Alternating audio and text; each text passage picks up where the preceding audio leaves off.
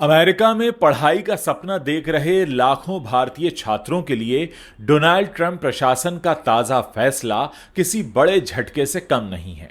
Trump प्रशासन ने विदेशी छात्रों के लिए स्टूडेंट वीजा एफ, एम और जे कैटेगरी के नए इंटरव्यूज पर तत्काल प्रभाव से रोक लगा दी है।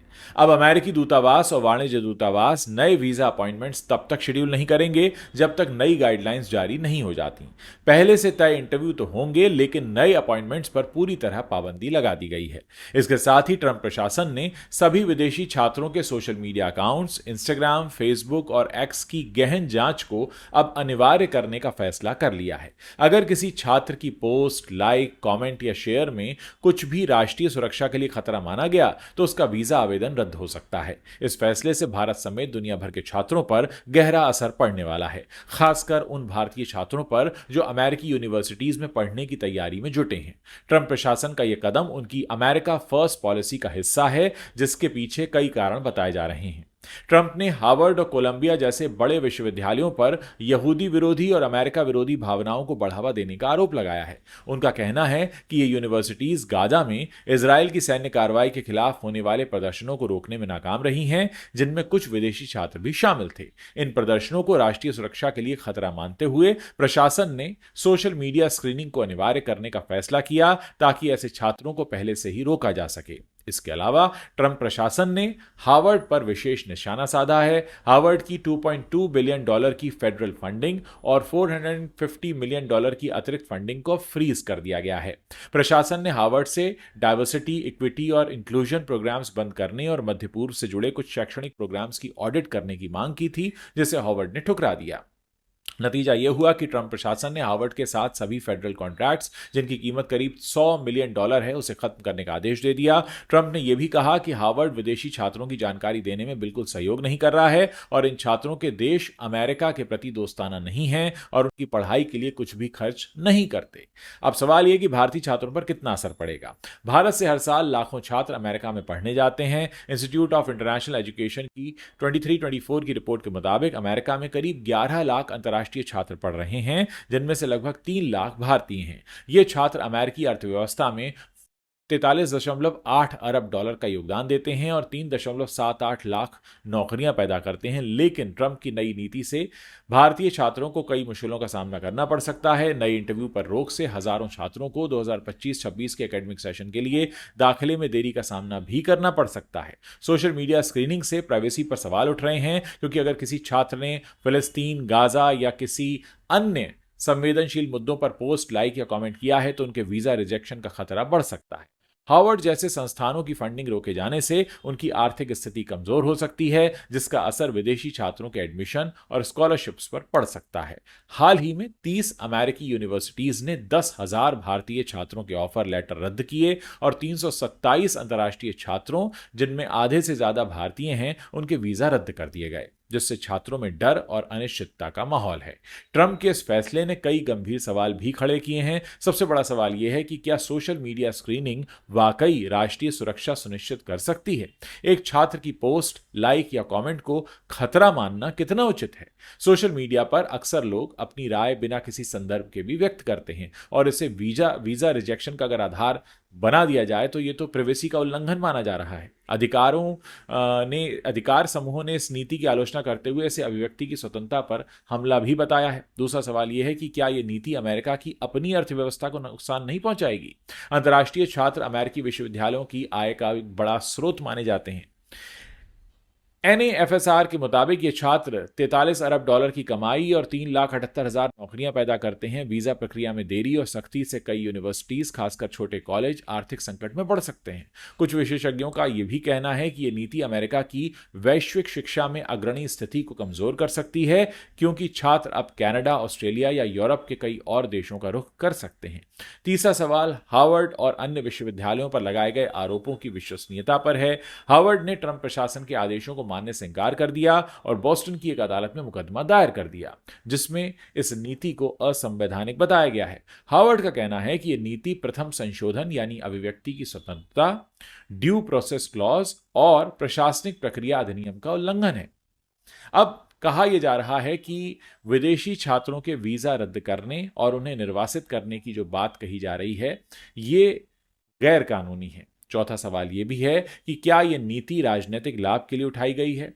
ट्रंप ने अपने चुनावी अभियान में बहुत सख्त होकर आव्रजन नीतियों का वादा किया था। कई लोग ये भी मानते हैं कि हार्वर्ड जैसे उदारवादी संस्थानों को निशाना बनाकर और विदेशी छात्रों पर सख्ती करके ट्रंप अपने समर्थकों को ये दिखाना चाहते हैं कि वो अपने वादों पर कायम हैं, लेकिन इससे अमेरिका की उस छवि को नुकसान पहुंच सकता है जो इसे वैश्विक प्रतिभाओं का केंद्र बनाती थी। कुछ एक्सपर्ट्स इसे भारत के लिए एक अवसर भी मान रहे हैं। अगर अमेरिका विदेशी छात्रों के लिए अपने दरवाजे बंद करता है तो भारत अपनी यूनिवर्सिटीज और रिसर्च इंस्टीट्यूट्स में निवेश करके इन प्रतिभाओं को अपनी तरफ आकर्षित कर सकता है। हांगकांग जैसे क्षेत्र पहले ही हार्वर्ड के प्रभावित छात्रों को अपने यहां बुलाने की योजना बनाते रहे हैं, लेकिन इसके लिए भारत को अपने शिक्षा क्षेत्र में बड़े पैमाने पर सुधार और निवेश करना होगा, जो कि एक बड़ी चुनौती है। दोस्तों, इस पूरे मसले पर आप अपनी क्या राय रखते हैं? आप अपनी राय मेरे इस वीडियो के नीचे कमेंट सेक्शन में लिखकर बता सकते हैं। क्या राजदीप सरदेसाई को इंडिया टुडे ने दिखा दिया है बाहर का रास्ता? पीओके पर राजदीप सरदेसाई के विवादित बयान से क्यों मचा है बवाल? पीओके कंट्रोवर्सी के बीच राजदीप ने किया ट्वीट, बोले टाइगर जिंदा है। नमस्कार दोस्तों, पत्रकार राजदीप सरदेसाई एक बार फिर सुर्खियों में छा गए हैं, लेकिन इस बार मामला कुछ ज्यादा ही गंभीर है। खबरें आ रही हैं कि इंडिया टुडे ग्रुप ने राजदीप सरदेसाई को चैनल से बाहर का रास्ता दिखा दिया है। वजह है उनके एक डिबेट शो में दिया गया वो बयान जिसने पूरे देश में हंगामा मचा दिया है। राजदीप ने कहा था कि भारत को पाकिस्तान अधिकृत कश्मीर यानी पीओके को पाकिस्तान को सौंप देना चाहिए और नियंत्रण रेखा एलओसी को ही अंतर्राष्ट्रीय सीमा मान लेना चाहिए। उन्होंने इसे कश्मीर समस्या का स्थायी समाधान बताया था। बस यहीं से शुरू हो गई नई कंट्रोवर्सी। दरअसल 22 मई 2025 को इंडिया टुडे के एक डिबेट शो में राजदीप सरदेसाई ने यह बयान दिया था। उनके इस बयान ने न सिर्फ सोशल मीडिया पर हंगामा मचा दिया, बल्कि देश भर में उनकी जमकर आलोचना हुई। लोगों ने इसे देश के हितों के खिलाफ बताया और कहा कि ऐसा बयान एक बड़े पत्रकार को शोभा नहीं देता। सोशल मीडिया प्लेटफॉर्म एक्स पर कई लोगों ने राजदीप को ट्रोल करना भी शुरू कर दिया। कुछ ने तो उन्हें देशद्रोही तक बता डाला। इस बयान के बाद से ही कयास लगने शुरू हो गए थे कि इंडिया टुडे उनके खिलाफ कोई सख्त कदम उठा सकता है। इसके बाद से राजदीप सरदेसाई लगातार ट्रेंड कर रहे हैं। हालांकि इंडिया टुडे ने राजदीप को निकाला या नहीं, इस पर कोई ऑफिशियल स्टेटमेंट नहीं आया है, लेकिन सोशल मीडिया पर यह बातें खूब फैल रही हैं। मंगलवार को ये चर्चाएं और तेज हो गईं जब एक्स पर कई पोस्ट में दावा किया गया कि राजदीप सरदेसाई को इंडिया टुडे ने चैनल से निकाल दिया है। इस आग में घी डालने का काम किया एबीपी न्यूज की पत्रकार मेघा प्रसाद की एक ट्वीट ने। मेघा ने लिखा, मीडिया के एक बड़े और ताकतवर व्यक्ति को बाहर निकाल दिया गया। आपके कर्म लौटकर आपको वापस मिलते हैं। हालांकि मेघा ने किसी का नाम नहीं लिया, लेकिन लोगों ने तुरंत कयास लगाने शुरू कर दिए कि वो राजदीप सरदेसाई की ही बात कर रही हैं। एक्स पर कई यूजर्स ने भी इस खबर को हवा दे दी। एक यूजर ने लिखा, राजदीप सरदेसाई को इंडिया टुडे ने धक्के मारकर निकाल दिया है। पीओके को पाकिस्तान को सौंपने की बात करने का ये नतीजा है। एक दूसरे यूजर ने लिखा, सुबह से शाम तक गाली खाने वाले राजदीप को आखिरकार इंडिया टुडे ने बाहर का रास्ता दिखा दिया। उनकी ट्विटर बायो से भी इंडिया टुडे का नाम हटा लिया गया है। हालांकि इन दावों की अभी तक कोई ऑफिशियल पुष्टि नहीं हुई है और इंडिया टुडे की तरफ से कोई बयान भी सामने नहीं आया है। इन सारी चर्चाओं के बीच राजदीप सरदेसाई ने कुछ समय पहले एक्स पर एक ट्वीट किया जिसने सबको हैरान कर दिया। उन्होंने लिखा, ब्रेकिंग न्यूज, टाइगर जिंदा है और निडर है। उसके बाद एक स्माइली है और एक थम्स अप है। इस ट्वीट को देखकर लोग तरह तरह के कयास लगा रहे हैं। कुछ का कहना है कि राजदीप ने ये ट्वीट अपनी बात को साबित करने के लिए किया है कि वो अभी भी हिम्मत नहीं हारे हैं। वहीं कुछ लोग इसे उनके निकाले जाने की खबर पर एक तंज के तौर पर देख रहे हैं। लेकिन इस ट्वीट ने एक बात तो साफ कर दी कि राजदीप इस पूरे मामले पर चुप बैठने वाले नहीं हैं। वैसे ये कोई पहला मौका नहीं है जब राजदीप सरदेसाई किसी विवाद में फंसे हों। इससे पहले जनवरी 2021 में किसान प्रदर्शन के दौरान भी वो मुश्किल में पड़ गए थे। उस वक्त राजदीप ने ट्वीट किया था कि गणतंत्र दिवस पर ट्रैक्टर रैली के दौरान एक प्रदर्शनकारी की मौत पुलिस की गोलीबारी में हुई थी। बाद में यह साफ हो गया कि उस प्रदर्शनकारी की मौत ट्रैक्टर पलटने की वजह से हुई थी। इस गलत सूचना देने की वजह से इंडिया टुडे को उनके खिलाफ एक्शन लेना पड़ा था। राजदीप को 2 हफ्तों के लिए ऑफ एयर कर दिया गया था और उनका 1 महीने का वेतन भी काट लिया गया था। लेकिन फिलहाल ये जो हवा चल रही है ये किस तरफ जाएगी और इसको लेकर किस तरीके के रिएक्शन सामने आएंगे, फिलहाल ये कहना मुश्किल है।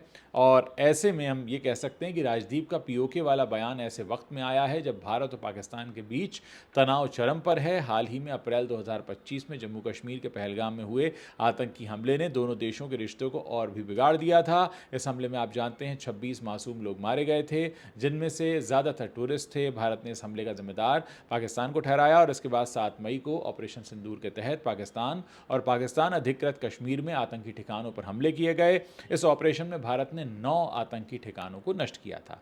इस हमले के बाद से दोनों देशों के बीच जंग जैसे हालात बन गए थे। भारत के विदेश मंत्री एस जयशंकर ने पाकिस्तान की कड़ी आलोचना करते हुए कहा था कि पाकिस्तान की सेना और सरकार आतंकवाद में पूरी तरह से शामिल है। उन्होंने ये भी कहा था कि कश्मीर हमेशा से भारत का हिस्सा रहा है और पाकिस्तान को अवैध कब्जे वाली ज़मीन खाली कर देनी चाहिए। ऐसे में राजदीप का पीओके को पाकिस्तान को सौंपने वाला बयान लोगों को नागवार गुजर रहा है और यही वजह है कि इस समय सोशल मीडिया पर काफ़ी हो हल्ला मचा हुआ है। सोशल मीडिया पर इस खबर को लेकर तरह तरह की प्रतिक्रियाएं देखने को मिल रही हैं। कुछ लोग राजदीप के बयान की निंदा कर रहे हैं तो कुछ उनके समर्थन में भी बोल रहे हैं। एक यूज़र ने लिखा, राजदीप सरदेसाई ने जो कहा वो गलत था, लेकिन उन्हें निकाल देना भी सही नहीं है। मीडिया में बोलने की आज़ादी होनी ही चाहिए। वहीं एक अन्य यूज़र ने कहा, अच्छा हुआ जो राजदीप को निकाला गया, ऐसे लोग देश के खिलाफ बोलते हैं और फिर भी बड़े चैनल्स पर बैठे रहते हैं। दोस्तों, फिलहाल ये साफ नहीं है कि राजदीप सरदेसाई को सच में इंडिया टुडे से निकाला गया है या नहीं, ऐसी कोई तैयारी है, लेकिन इतना जरूर है कि उनका टाइगर जिंदा है वाला ट्वीट इस पूरे मामले को और दिलचस्प बना रहा है। क्या राजदीप किसी नए प्रोजेक्ट की तरफ इशारा कर रहे हैं? ये तो आने वाला वक्त बताएगा, या फिर वो बस अपने हौसले को बुलंद दिखाना चाहते हैं, ये हम आगे ही जान पाएंगे। फिलहाल इस पर स्थिति क्लियर नहीं है, लेकिन एक बात पक्की है कि राजदीप सरदेसाई और उनका ये विवाद अभी लंबे वक्त तक चर्चा में बना रहेगा। इस पूरे मसले पर आप अपनी क्या राय रखते हैं? आप अपनी राय नीचे जो कमेंट सेक्शन है वहां लिखकर बता सकते हैं। मुझे आपके कमेंट्स पढ़ने का इंतजार रहेगा। जल्दी से आप अपनी राय जाहिर कीजिए और हमें बताइए कि इस पूरे मसले पर आपकी अपनी सोच क्या है।